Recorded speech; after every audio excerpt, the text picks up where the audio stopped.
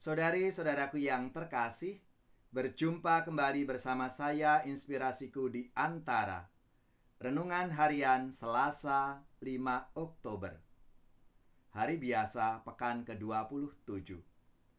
Semoga kita bersama keluarga, komunitas kita selalu dalam keadaan baik, tetap sehat, dan bersemangat. Marilah kita mengawali renungan kita dengan tanda kemenangan Kristus.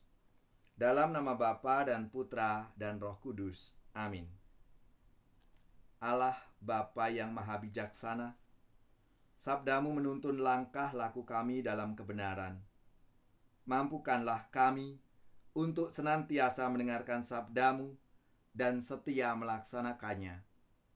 Dengan pengantaraan Yesus Kristus Putramu Tuhan kami, yang bersama dengan Dikau dalam persatuan Roh Kudus, hidup dan berkuasa Allah sepanjang segala masa. Amin. Dalam nama Bapa dan Putra dan Roh Kudus. Amin. Inspirasi kita hari ini dari Injil Suci menurut Lukas, bab 10 ayat 38 sampai 42. Mari kita baca bersama dan kita renungkan. Dalam perjalanan ke Yerusalem, Yesus dan murid-muridnya tiba di sebuah kampung. Seorang wanita bernama Marta menerima dia di rumahnya. Wanita itu mempunyai seorang saudara yang bernama Maria. Maria itu duduk di dekat kaki Tuhan dan terus mendengar sabdanya. Tetapi Marta sangat sibuk melayani.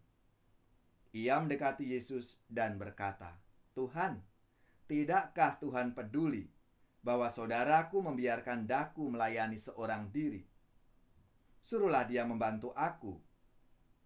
Tetapi Yesus menjawabnya, "Marta, Marta, engkau khawatir dan menyusahkan diri dengan banyak perkara, padahal hanya satu saja yang perlu.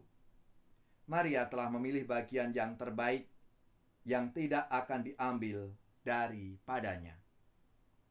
Demikianlah sabda Tuhan. Terpujilah Kristus.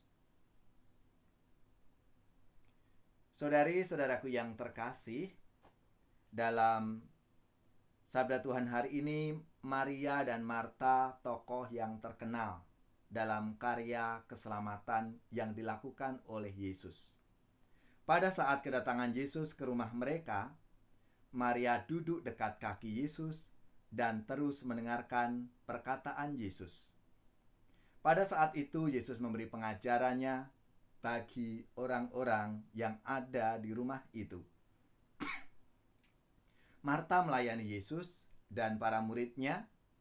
Marta sibuk dengan mempersiapkan segala sesuatunya dalam rangka menghormati Yesus yang berkenan berkunjung ke rumahnya. Sampai-sampai Marta tidak sempat mendengarkan pengajaran Yesus. Karena hanya Marta yang sibuk, sedangkan Maria, saudarinya, tidak. Marta pun menegur Yesus yang tidak menganjurkan Maria membantunya. Tapi Yesus malah menegur Marta. "Marta, Marta, engkau khawatir dan menyusahkan diri dengan banyak perkara." Jawaban Yesus ini menunjukkan bahwa pertanyaan maupun perintah yang disampaikan oleh Marta itu tidak benar. Kemungkinan datang dari hati yang lelah karena pelayanannya.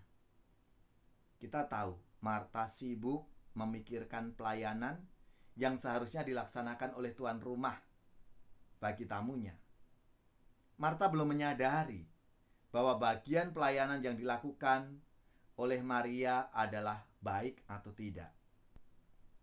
Maka kisah sabda Tuhan hari ini mau mengajak kita semua untuk memeriksa apa yang kita utamakan dalam mengikuti Yesus. Baik itu melakukan perbuatan yang baik demi Yesus maupun memelihara hubungan intim dengan Yesus dalam doa dan perenungan firman. Keduanya itu baik dan penting. Kita pun banyak yang ambil posisi seperti Marta, aktif dalam kehidupan menggereja, berbagai kegiatan. Tapi dalam kegiatan itu kita tidak menerima pengajaran dari Tuhan. Yesus menegur Marta dengan kesibukannya. Ia tidak tahu bahwa dialah yang sesungguhnya yang harus dilayani lebih dulu, bukan Tuhan Yesus. Saudara-saudariku yang terkasih, kita punya banyak kesempatan yang memungkinkan kita untuk datang dan duduk di dekat kaki Yesus. Namun kadang itu bukan yang menjadi prioritas kita. Kita lihat dalam kehidupan kita. Karena apa? Seringkali kita terlalu sibuk dengan pelayanan-pelayanan kita, pekerjaan-pekerjaan kita. Dan kita lupa menjalin relasi yang intim dengan Tuhan lewat berdoa kita. Kita memeriksa batin, kita merenungkan dalam hidup keseharian kita. Maka marilah Bapak, Ibu, saudara-saudariku yang terkasih, kita menggunakan kesempatan-kesempatan yang diberikan oleh Tuhan untuk mendengarkan dan melaksanakan sabdanya dalam kehidupan kita setiap hari. Bahagia manusia yang tidak tuli hatinya, yang mendengar sabda Bapa, tekun melaksanakannya. Sabda Tuhan penuh daya, yang tersesat dipanggilnya, disembuhkannya yang luka, yang mati dihidupkannya.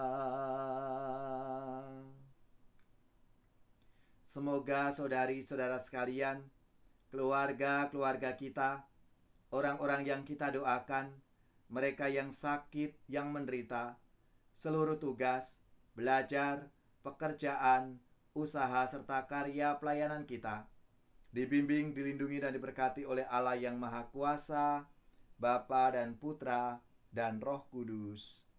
Amin.